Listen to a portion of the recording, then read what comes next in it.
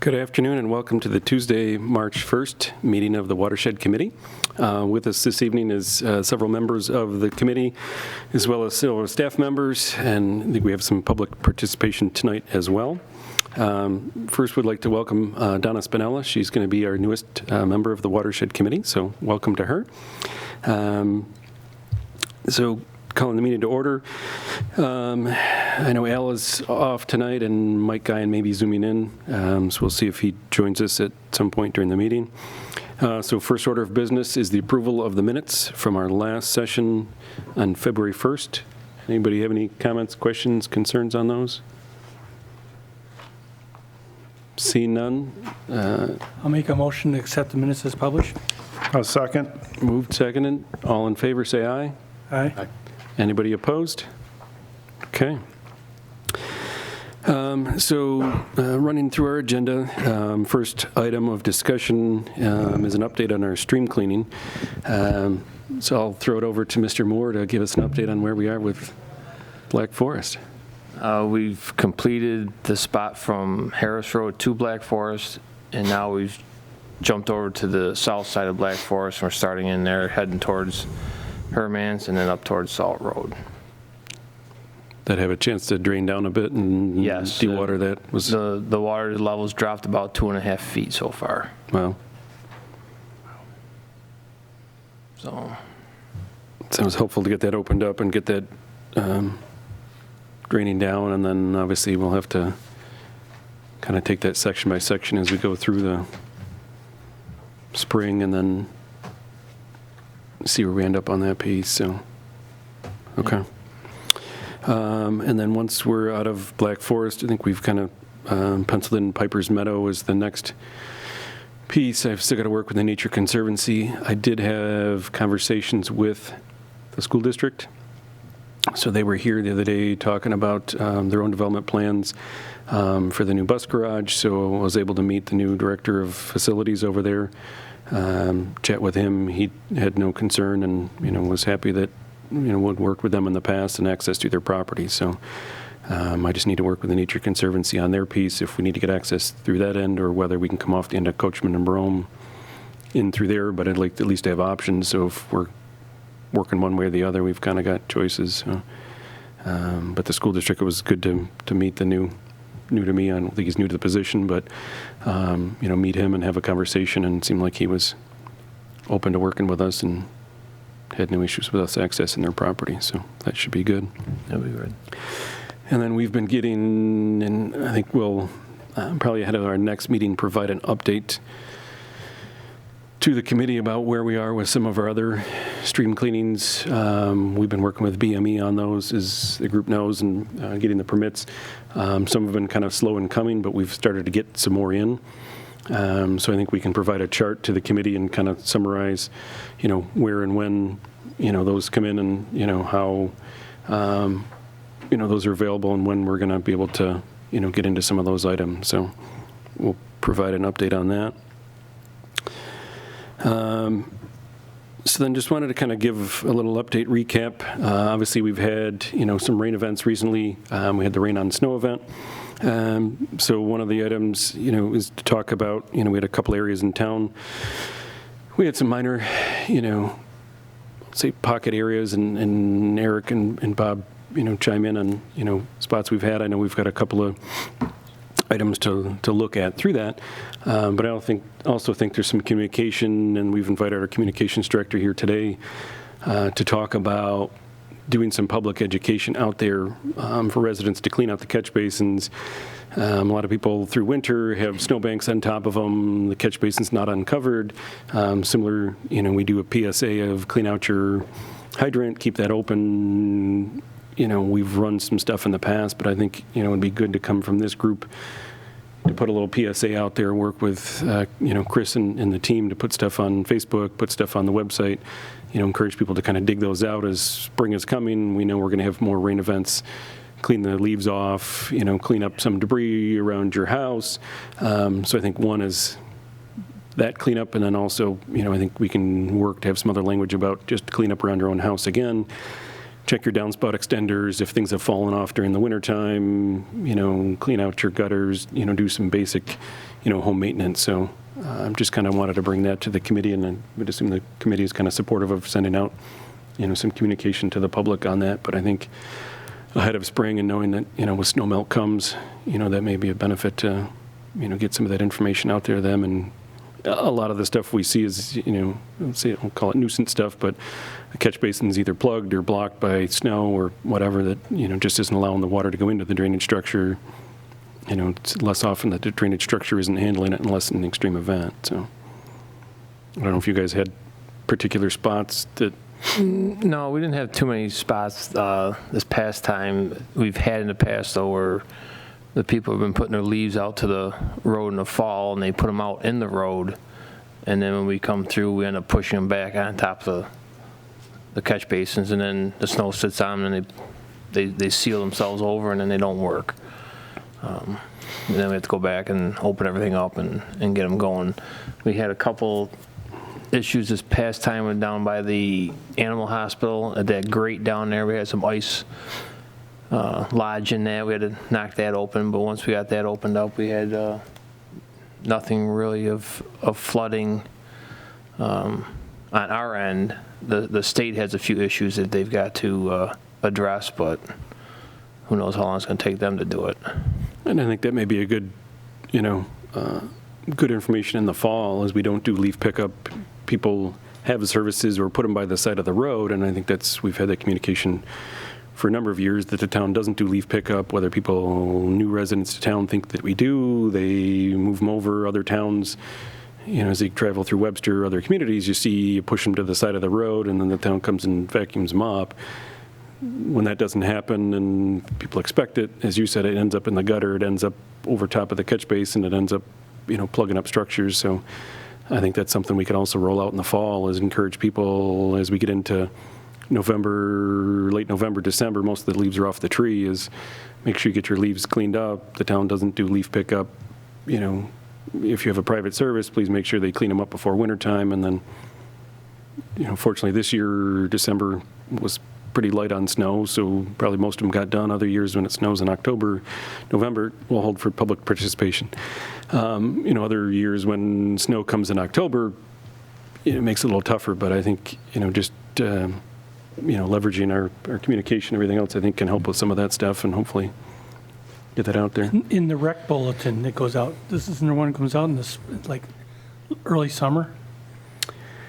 I think they do a quarterly one, so I think there's a summer. Could they put a blurb in there? Yeah, I'd say any spots I think we can get, stuff out. Because it goes to every household in the town. Yep.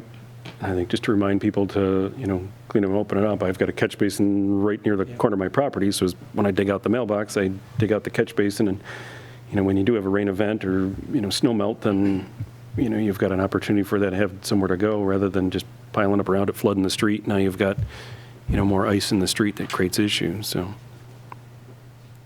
if the group's okay with that, I think we'll work with, Chris and, send some communication out on that and then come up with, hopefully be more proactive on some of those ends and, obviously work with DPW if you guys have areas or items that become issues in town. Okay. Anything else on that rain on snow event? We'll get you into just a second. Okay. So with that, we'll move to public participation. Mr. LaMagna, make sure you pull that microphone right in front of you. Yep. Sweet. Oh, can you hear me? Yes, okay. Sir. Thank you. I live on 146 Timberline Drive, and there's the creek, the runoff from the retention pond and Beacon Hills flows behind my house. And when you talk about stream cleanup, there's quite a bit of debris in the creek, forcing that creek level even up higher. And that's one thing that would help if the town would come in and try to clean that area up. Now, it was done, I think it was said last meeting about 10 years ago that it was done. The section from Sampson west, all the way back around to the bend. Rodney. Yep. It did not go beyond the bend into Rodney. Yeah, all the way to Rodney. Well, it stopped at on Timberline. It didn't go around the bend into Rodney. Yes, it did. Well, Yeah, because I was there. it had gabion baskets. It was narrowed up, and we took the gabion baskets out and widened the channel of it to equal to what's under the road. Well, if you go, and I don't want to be adversarial, I know you're giving me an opportunity to speak, but the distance between my house, the creek, and to beyond the creek now is probably 20 feet, okay, after dredging and everything. As you go down the creek towards Rodney, it narrows down to less than 2 feet. And the distance as it makes the bend to the culvert underneath Rodney is less than 2 feet wide.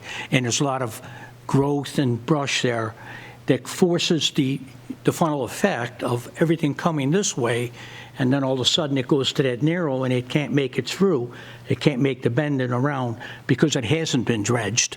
And it hasn't recently been dredged and cleaned so that the water can flow through the culvert under Rodney and then so forth down to Creek Street. And that's been a real issue because the creek itself right now is extremely high, and we're faced again with 61-degree weather Sunday with rain again and snowfall, and the retention pond flow coming down and then the creek rising. And the creek has gone over the banks several times in the past several years. And in the 20 years I've been there, I never had a problem until the last several years. It always was, it flowed, down. And this is even before they dredged it, we didn't have the problem. But now it continues to be a problem. And what's happening is the creek has become the retention pond. And the levels have not gone down. And I read Eric's letter, which was very detailed, and said, but no one's come in my backyard from the town and take a look at the creek, because in my backyard they could see the Beacon Hills runoff coming in, they can see the retention pond coming in, and then they can see what the effect of that is. And I haven't seen anybody come into my area to say, okay, I see the level of your, the creek, and I see how high it is, and whatever it might be, to be able to do something with the gates. I'll shut. No, it's fine. I'm just letting you speak. I was just going to respond. It's just disappointing now because I have to keep an eye on the creek to see what kind of a flood situation we're potentially going to get. We were on a floodplain. The retention ponds took us off the floodplain. So when Eric said that the retention ponds weren't built to reduce the flooding downstream is incorrect. Those retention ponds removed us from the floodplain. Now we're back to the situation where potentially we could be, I don't want to use the word flooded, but there could be situation occur because of the retention ponds not being managed to the level they may need to get managed with this climatic change that we're faced with now today, again, with 61-degree weather coming up, snow, rain, etc., and the runoff that's going to occur.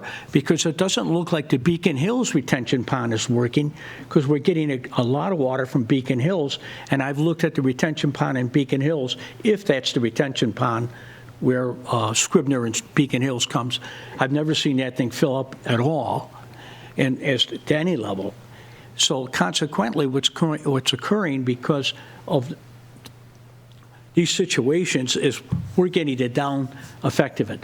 We need to get the creek dredged or whatever has to be done, widen around so it can flow into Rodney and flow on down to Creek Street, so that we don't become the retention pond, which is what we are now. I've sent photos in numerous times to show the impact of what's going on. By the way, the dredging that they did was fantastic. Okay, they did a super job. But there's a lot of debris in that creek right now. An older gentleman used to take all his leaves and pile them on the bank, and now they all came down and washed into the creek, right where the retention pond and Beacon Hills meets. Right there, all his debris is coming down into the creek. When Ronnie was doing the DPW stuff, he noticed that, and he was going to try to take issue with it, but nothing's happened to date, and there has been increased amount of debris going into that area. Let me respond on a... And thank you very much for... Yeah, let me respond on a couple elements. So if it's regards to debris in the creek, that's something we can look at, and obviously this time of year is hard to address, but summertime we can look at if there's debris in there, stuff that needs to be cleaned out. Anything you say the word dredge, that one I know. is very much a no-no with DEC, and for us to get that, it's typically a 2-year permit. So yeah, Mike's pulling up some of the pictures, and you submitted, we've collected them and shared them with the committee. So they're, and I know this was pre-event, was showing the waters within the creek, that's job. It has several feet to go to the height of it. So removing debris, sticks, anything that's not attached, vegetation, leaves, that's something the DPW can look at, come springtime, summertime. Anytime we talk about dredging, that's at least a 2-year permit for us to get, and then we've got to have justification from the DEC on the why, what's needed, how is that done. And we've shared with this committee, and I'm sure you heard some of the conversation at the last meeting, the DEC has become very restrictive on dredging stuff, just to dredge stuff. They want the why, where is it flooded, when is it flooded, show us structural damage.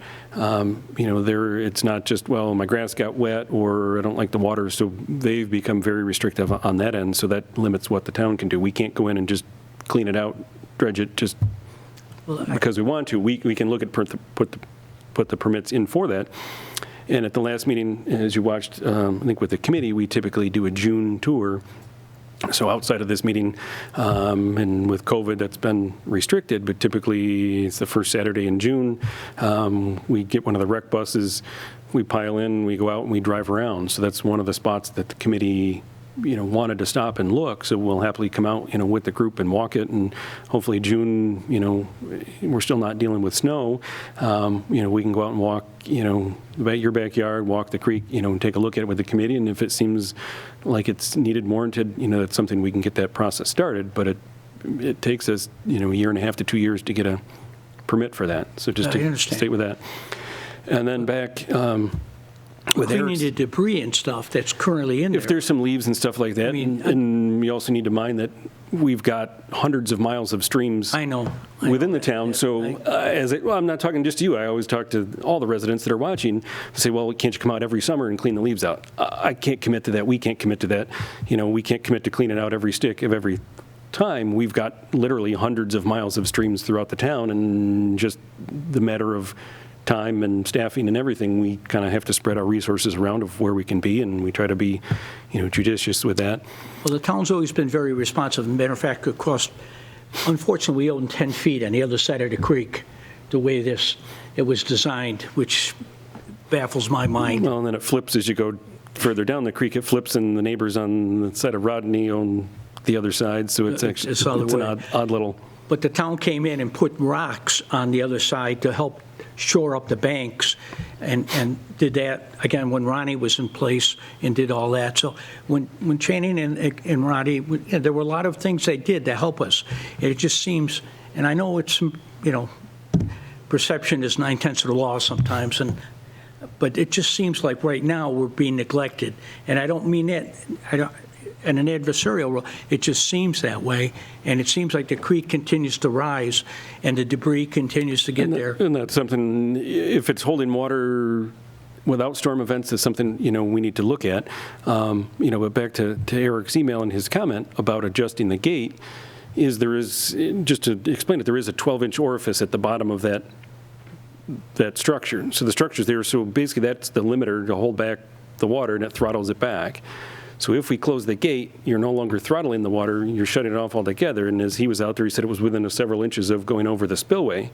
Once it goes over the spillway, now you've got a 4 by 5 foot spillway of water, so it creates more of a tidal wave coming down. So that's where we're hesitant, is if we shut off any throttle and you don't let the water out of the bathtub slowly, you put the plug in the bathtub, eventually it comes over the top of the bathtub, and then it's uncontrolled altogether. So you go from having some water in the creek, and you were sending us pictures, and to us it's showing us the water's still within the creek limits, it's still within the boundaries, you're looking at it as it's getting very close to the top, and I understand your concern.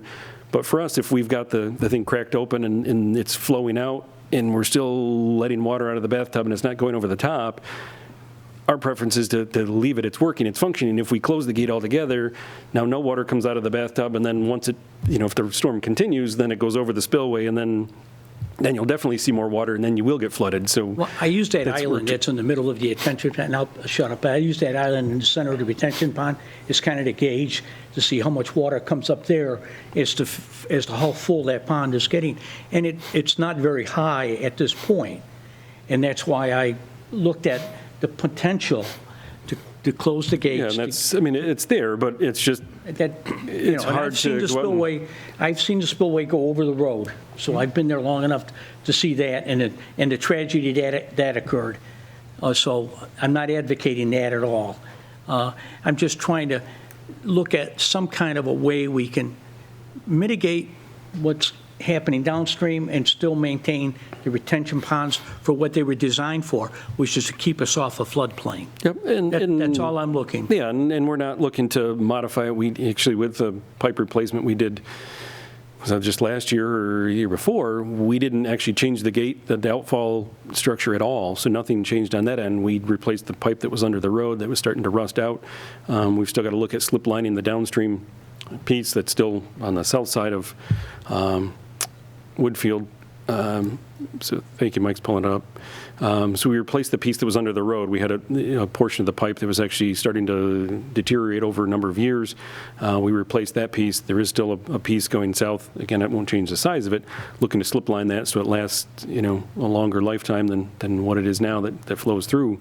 But we decidedly left the gate structure the same as it was. We didn't change the orifice. We didn't change, that functionality at that orifice end. But we were out there multiple times. Somebody might not have been in your backyard, but we were on Sampson. We were at the outfall of the pond. We were on Timberline to keep, close and monitor. The towns are welcome anytime to come on my property. So, They don't need just wanna make permission. sure, They have carte blanche permission. And even, even during, weather events, whether it's, just rainfall, whether it's, snow melt, by the time, I guess, rainfall specifically, by the time the rain actually stops, the water doesn't just stop coming into the pond either.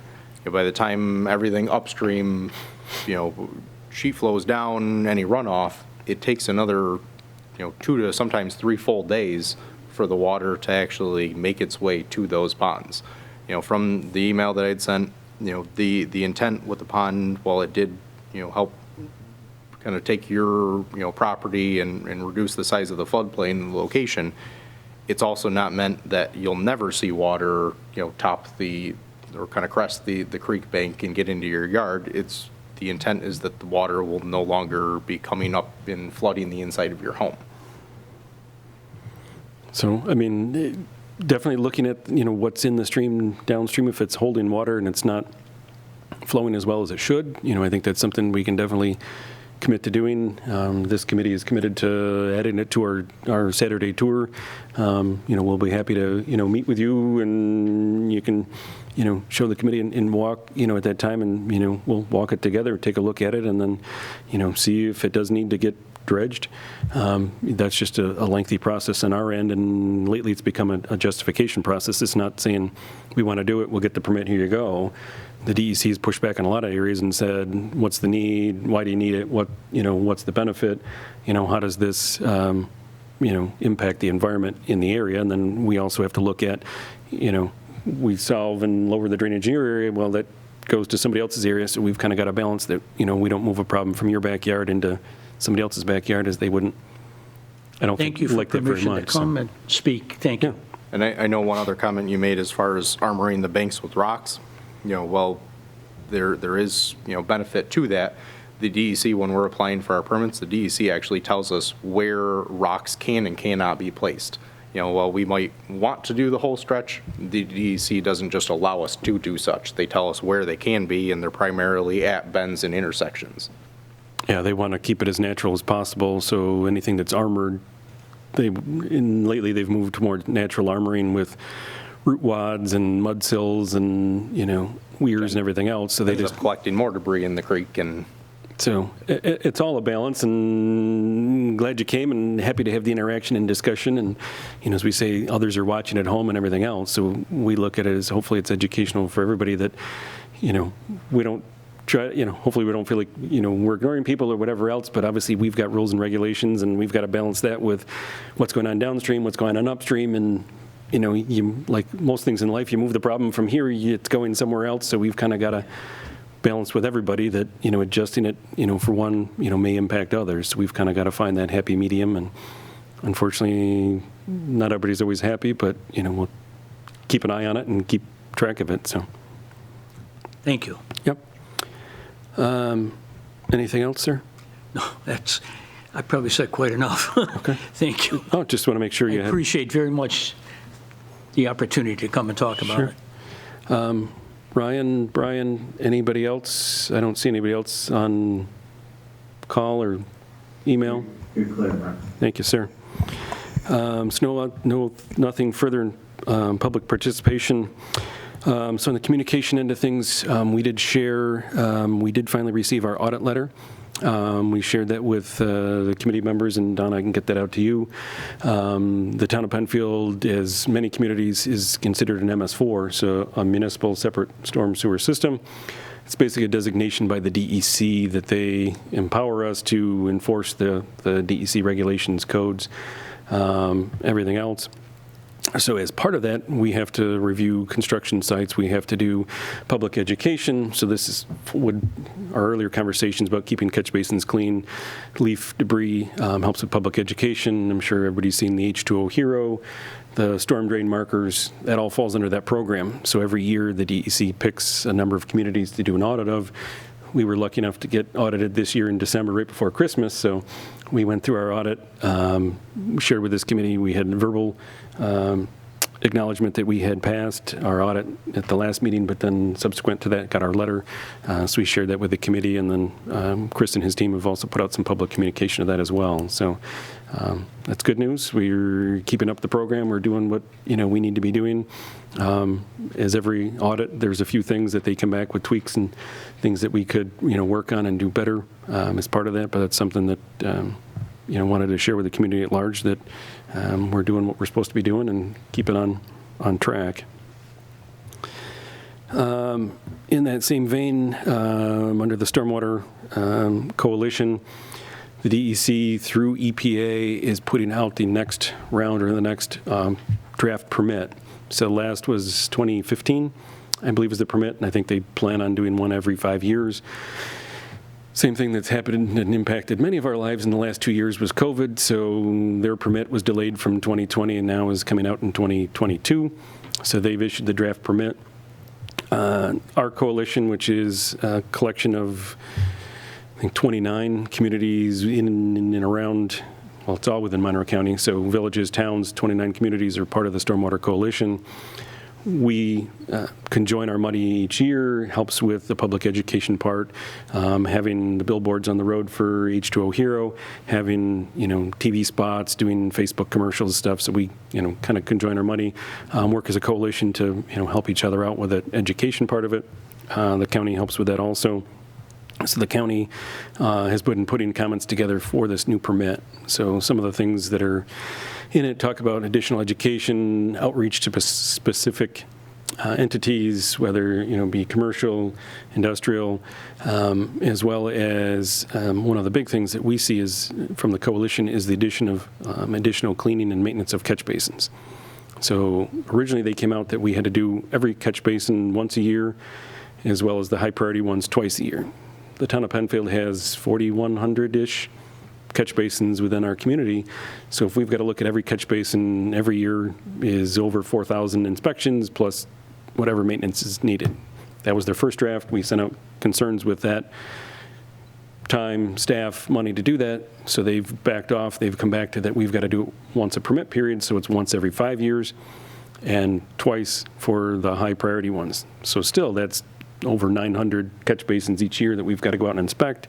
They want you to measure down, what's the sump in it, what's the size of the pipe, what's the structure. So it's more than just a visual drive-by. We looked at it. So that's some of the comment we're still pushing back to the DEC is not that we're opposed to doing catch basin cleaning. It's in our normal function. It's in our normal process. But how much time, how much effort? We only have one Vactor.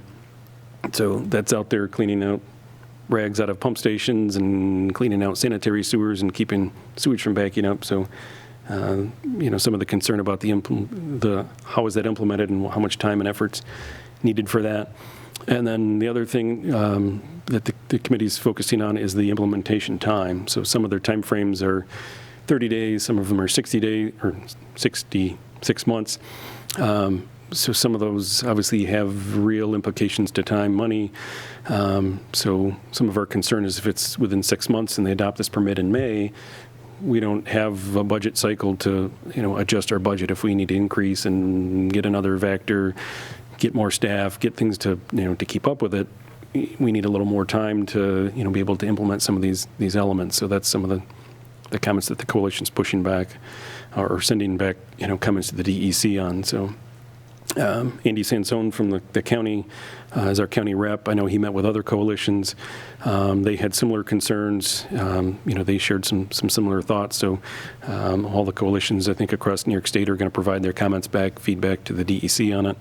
I'm expecting hopefully they'll take those into consideration, and then, we'll see a new permit at some point later this year with new regulations. So we got audited on the 2015 permit.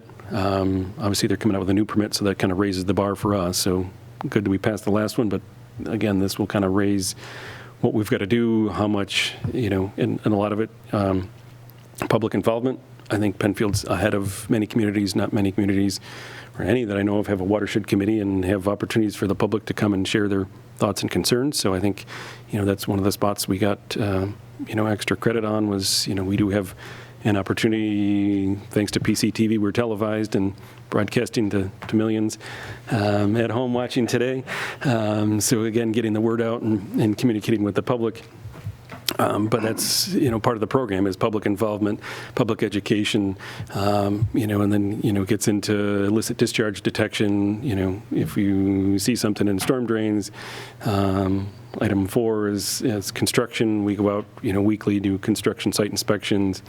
Minimum measure 5 is post-construction. We go out and inspect our ponds within a 3-year cycle, as well as our outfalls. We got to check those. And then the final one is pollution prevention and work with our DPW to maintain our town hall facilities, our properties. DPW, make sure, the fuel island, we don't have leaks and we don't have spills in the ground. How do we manage those? So it's quite a comprehensive program, and this next program, great for the environment. We just got to make sure, how do we cover that? How do we staff it? Make sure we've got, proper procedures in place for it. So that's what's coming. Any questions on that? Yeah, I do, Mark. I see that there was a number of staff in Monroe County Soil and Water District. Were they actually at the audit, or were they? Yeah, we had Kelly Emmerich and then Jim Soroka? Yep. So they were here.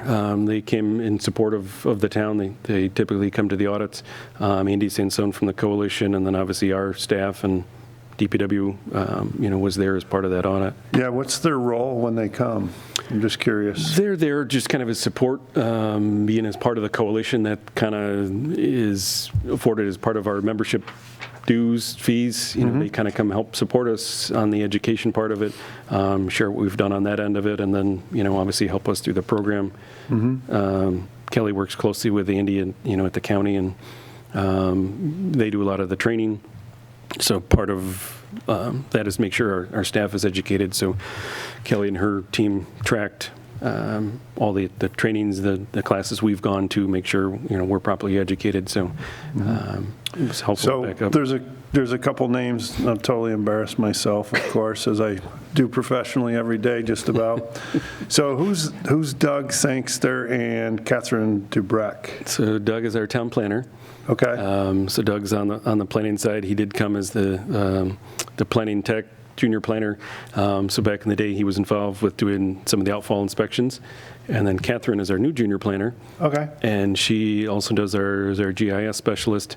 So she does a lot of our mapping, maps the outfalls, maps the ponds, storm and sanitary infrastructure, amongst many others. So we kind of brought everybody. So we had a little Had a little powwow. coverage of everybody's kind of has their role. And Yeah, I just didn't recognize those names, and I'm glad that they were able to participate. That's great that you have that representation. that's one of the Through each things. department. Yeah, it's one of the things that the coalition, the DEC and the audit looks for is if I get run over by a bus tomorrow, we've got to have a plan. So we have a written, they call it the SWAMP plan, the stormwater management plan, and then identified in there, somebody can pick it up tomorrow and say, okay, Mark's not here anymore, Mike's not here anymore. How do we enact the town's stormwater management plan? And they also like to see that, one, it comes from the town. We do have consultants on certain items, but they want to know that people at the town understand, know the program, have, the wherewithal to enact the program, and then as well as this plan. So if something happens to me, somebody else comes in, picks it up, and it's not starting from zero again. So you've got to have that plan in place. So With the kinda- stormwater management plan, is that the Stormwater Coalition, and then everybody kind of uses the same model? Yeah, and that's, again, the county kind of developed a template standard, and then from that, then you kind of, adapt it to your town, to your staffing, to your people, but they kind of lay out a general program for it, and then, you modify it to your needs. Well, great job. I mean, I'm surprised it's 9 pages, but it's 9 pages of really kudos, so thank you to the whole staff, Eric and his team. Bob, I know you guys do a lot for the community, and putting all these minimum measures together is no easy feat, so congratulations on such a great report. They gave you till July to address any. I didn't see many in here, though. I didn't. Yeah, I mean, the biggest ones that came out of it was we actually need an attorney we adopted the codes back in, I think, started in 2007, so 2008, they had the draft. For ours, it was local law 3, 4, and 5, basically, so it says no illegal dumping, you must maintain and control your stormwater. It kind of walks through those. The county certified one of them. I think we assumed, and all the communities assumed, that the county certified all of them. So we've got to have the attorney certify the other 2 laws that they meet the standard of the state. And basically, we took the state standard and just added it into our code. So it's Sure. just Yeah, it looks pretty more of simple. a perfunctory effort on that than Good. anything else. But Thank you. yes, thanks for the feedback. Anything else from the committee? I don't see we have any old business tonight. Anybody have any new business to bring up? No? Okay. So our next scheduled meeting is April 5th. We'll be here 4 o'clock. And then I don't believe we have a May meeting. So then we have our June tour. So as we sit down in our April meeting, we'll look at locations to go visit. We'll stop by Timberline Drive, take a look at that, and then typically we schedule 3 or 4 spots in the morning. Come out on the Saturday, we'll tour around and visit, walk with the committee, and that's the opportunity for the group to see where we've done some stream cleaning. So Black Forest might be a good spot to hit that day, look at what we've done, where we've been, and then if we've got any spots that residents have concerns. So if there's any other viewers at home, if they have got spots, locations, obviously staff can come out before that. We won't wait till June. But as far as the committee, we typically do a once a year tour with the committee and go out and look at those locations. So seeing no further input or comments, we'll move to adjourn the meeting at 4:40 p.m. Thank you all for coming. Thanks for participating.